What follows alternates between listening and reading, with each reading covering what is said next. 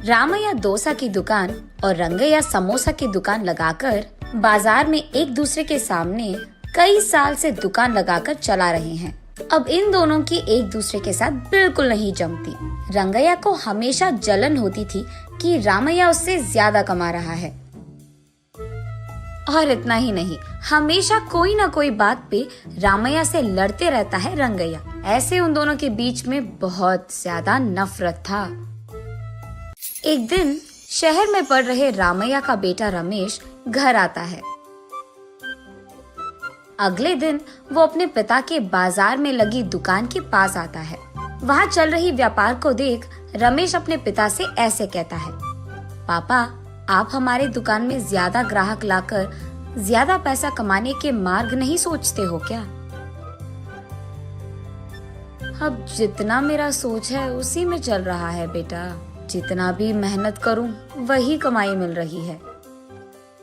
पापा, मेहनत से नहीं, चालाकी से कमाए जाते हैं पैसे।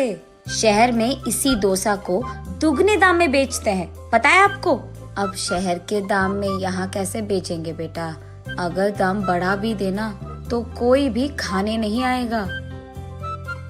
पापा, मैं ये नहीं कह रहा हूँ कि शहर के दामों में यहाँ बेचे, बल्कि ये कह रहा हूँ कि ऐसा कुछ करे कि शहर का लाभ हमें यहाँ मिले। तुम्हारा इरादा मुझे समझ में नहीं आ रहा बेटा, थोड़ा समझा दो। आपको समझाना नहीं, करके दिखाऊंगा, ऐसे कहता है रमेश। रामैया देखते ही रहता है कि रमेश कह क्या रहा है। और इतने में रमेश उनके दुकान के बाहर एक बोर्ड डालता है। उस पे लिखता है कि हमारे दुकान में जो भी ये स्पेशल डोसा खाएगा उसको 10 साधारण डोसा फ्री में मिलेंगे, और जो भी डोसा आप खाओगे उसके भी पैसे नहीं देने पड़ेंगे। पर अगर स्पेशल डोसा खा नहीं पाए तो 10 डोसा का पैसे देना होगा, ऐसे लिख देता है। बोर्ड पे जो लिखा उसने वही बाजार में जोर से चिल्लाकर सबको सुनाता है। ये सुनकर बहुत लोग खुशी के मारे उनके दुकान पहुंच जाते हैं स्पेशल डोसा खाने। स्पेशल डोसा खाने के लिए मैं तैयार हूँ। नहीं नहीं, मैं तैयार हूँ। ऐसे सभी आपस में बहस करते हैं।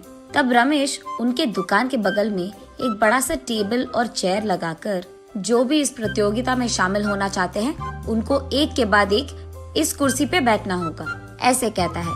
उसके बाद ठीक उस टेबल के जितना बड़ा डोसा वो बनाकर वहाँ लाता है और उस कुर्सी में बैठे आदमी के सामने पेश करता है।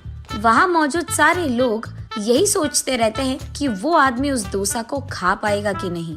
आधा डोसा खाकर वो आदमी, मुझसे अब नहीं होगा, ऐसे कहकर हार मानकर वो 10 डोसा के पैसे देकर वहाँ से चले जाता है। ऐसे ही एक के बाद एक स्पेशल डोसा खाने की कोशिश करके हार मानकर वहाँ से पैसे देकर चले जाते हैं। ये सब ठीक सामने से देख रहा रंगैया अपने आप में सोचने लगता है कि एक स्पेशल डोसा बनाने के लिए कितने पैसे लगते हैं। उसे पता था कि एक स्पेशल डोसा बनाने के लिए 3 डोसा लगते हैं, लेकिन बाकी 7 डोसा के पैसे तो लाभ में आ गए। तब उसे समझ आता है और कहता है, बाप रे, ये 3 डोसा बनाकर 7 डोसा का लाभ ले रहा है। बस रंगैया को जलन होती है। कुछ भी करके मुझे भी ऐसे ही पैसे कमाने होंगे, पर क्या करूँगा? ऐसे सोच सोच कर, हाँ, मैं भी उसकी तरह समोसा का कोई प्रतियोगिता लगा दूंगा, ऐसे सोचकर अगले दिन रंगैया उसके समोसा के दुकान के बाहर ये लिखता है कि जो भी आदमी 20 समोसा खा पाएगा उसको 10 और मुफ्त में मिल जाएंगे।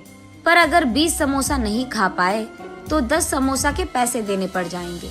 और यही बात चिल्ला चिल्ला कर बाजार में सबको बताता है। ये सुनकर बहुत सारे लोग रंगैया के दुकान आते हैं प्रतियोगिता में शामिल होने।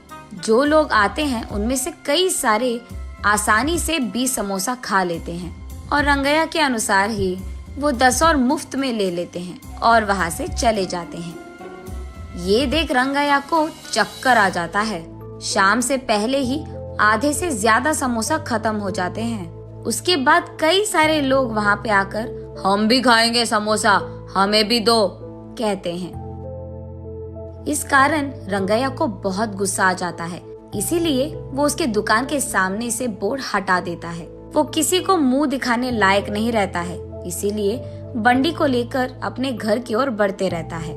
आज तो मैं 1 भी रुपए नहीं कमाया और उल्टा जो भी समोसे थे वो भी बेच दिया मुफ्त में। उसे चक्कर आकर वो नीचे गिर जाता है। आंखें खोलने पर रंगैया एक अस्पताल के बेड पर रहता है। उसके बगल में उसकी बीवी रहती है। मुझे क्या हुआ? मैं कहाँ हूँ? ऐसे पूछता है रंगैया। आपको चक्कर आकर नीचे गिर गए थे, कोई अजनबी आपको यहाँ छोड़ गया, ऐसे कहती है रंगैया की पत्नी। छा, आज सब कुछ नष्ट ही हो गया, सब बुरा हो रहा है। अरे क्या हुआ जी, आप इतने गुस्से में क्यों हो?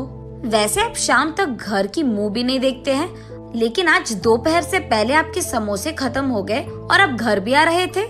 इसलिए वो जो कुछ भी हुआ अपनी बीवी को समझाता है। हाय भगवान, मेरा मूर्ख पति, आप बस ये सोच रहे थे कि कितने डोसे बेचने पर उनको कितना लाभ मिल रहा है, लेकिन आपने एक बार भी ये नहीं सोचा कि कितने समोसे बेचने में आपको कितना लाभ आएगा। ये प्रतियोगिता शुरू करने से पहले आपको ये सब सोचना था, आपने सोचा भी नहीं, ये तो होना ही था। तब रंगैया को समझ आता है कि किसी और को देखकर हमें वही काम नहीं दोहराना चाहिए और पहले खुद की देखना चाहिए। कुछ करने से पहले 100 बार सोचना भी चाहिए, तब हम सब खुश रह पाएंगे। ये समझता है रंगैया।